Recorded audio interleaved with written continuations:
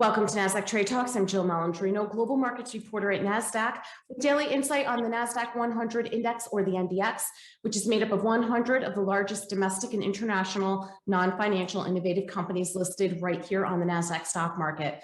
The NDX has been the barometer for U.S. large cap growth and also one of the best performing indexes over the last decade and a half, not to mention one of the most liquid index ecosystems in the world. Joining me this Friday afternoon, we have Mark Marex, senior index specialist with Nasdaq Index Research, to discuss thematic exposure and earnings analytics. Mark, it's great to see you as always. Welcome back to Trade Talks. Thank you, Joe. Great to be back.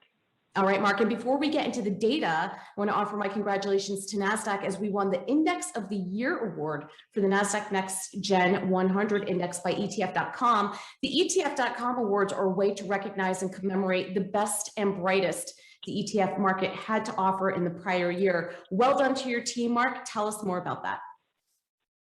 Thank you so much, Jill. Yeah, let's get right to it on the first slide. Really, the Next Gen 100, which we launched last year, is an extension, right? It's a complement and it's an extension to the Nasdaq 100. Instead of the 100 largest companies listed on the Nasdaq exchange, ex financials, it's the next 100 largest. And this first slide, I think, gives you a pretty nice idea of the complementary nature of the two indexes together. When you talk about what are the exposures on a thematic basis, especially looking at disruptive tech. And so what I've mapped out here for us is we have a disruptive tech benchmark that tracks 35 different sub-themes, things like robotics, things like AI, cloud computing, all the stuff that, you know, is all the rage over the last several years with thematic tracking products. You've already got that essentially with the Nasdaq 100 and this newer Next Gen 100 spinoff. Look at that, 58 out of the Nasdaq 100 companies had some sort of disruptive tech patent filing activity over the last 12 months. And in addition to those 58 that make up 84% of the index, you had another 21 companies that had some other type of thematic activity.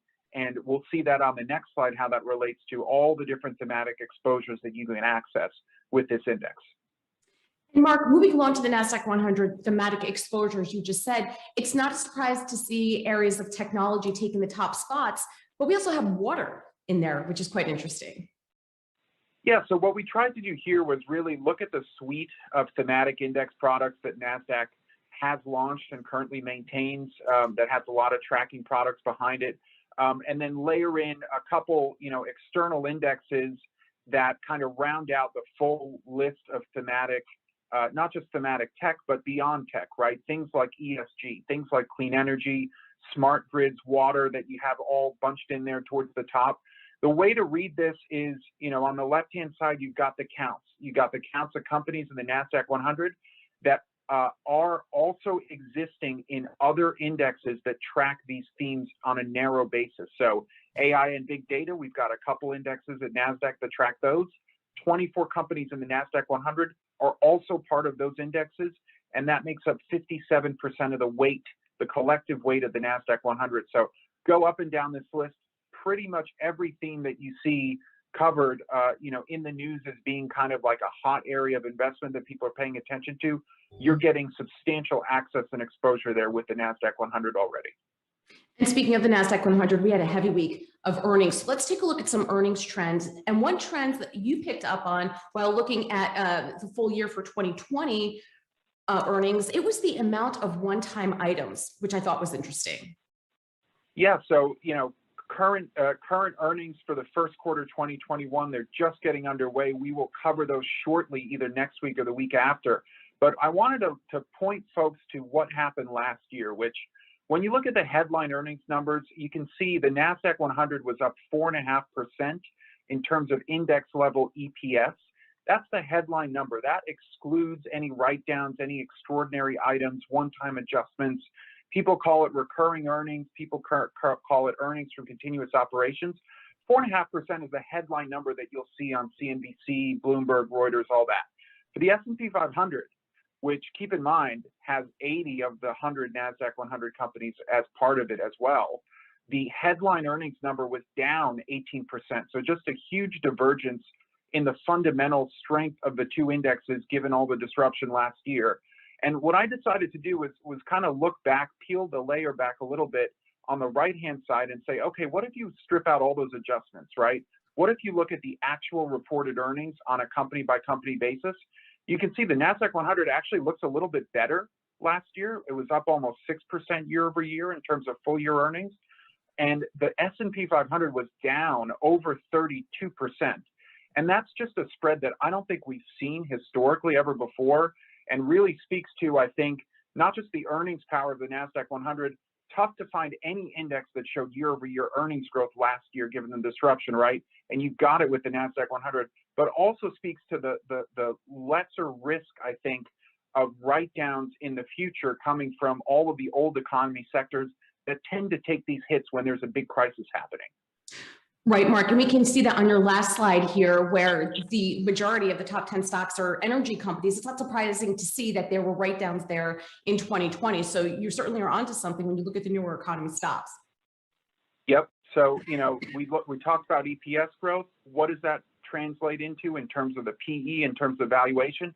Nasdaq-100 gets a lot of, you know, reps, sometimes fair, sometimes unfair, for being an expensive index compared to the S&P 500.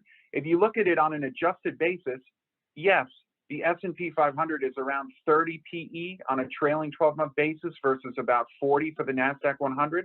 But if you look at it on a, on an unadjusted basis, the S&P 500 is actually slightly more expensive because of that big earnings hit from all the write-downs last year. Just the top 10 companies in the S&P that are not in the Nasdaq-100 that took the biggest write-downs last year was $270 billion in aggregate. And it's not just the energy names like ExxonMobil and Occidental and Schlumberger.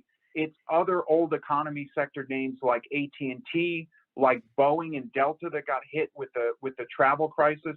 AT&T, interestingly enough, took a huge write-down on DirecTV, just a disastrous acquisition from several years ago where they spent a lot of money on a dying business, and they had a huge write-down last year when they decided to sell it. You look at a Nasdaq-100 name like Facebook that bought Instagram for $1 billion a decade ago. That business on its own is worth $500 billion now. So, you know, that's just an anecdote, but it gives you an example of the fact that when you have a crisis, the write-downs tend to happen in the old economy sectors, energy, industrials, financials. You just don't get that exposure with the Nasdaq-100. You don't get the same write-down risk and the hit to earnings in this index. Yep, excellent analysis. Thanks for the insight, Mark, and thanks for joining us on Trade Talks. I'm Jill Malandrino, Global Markets Reporter at Nasdaq.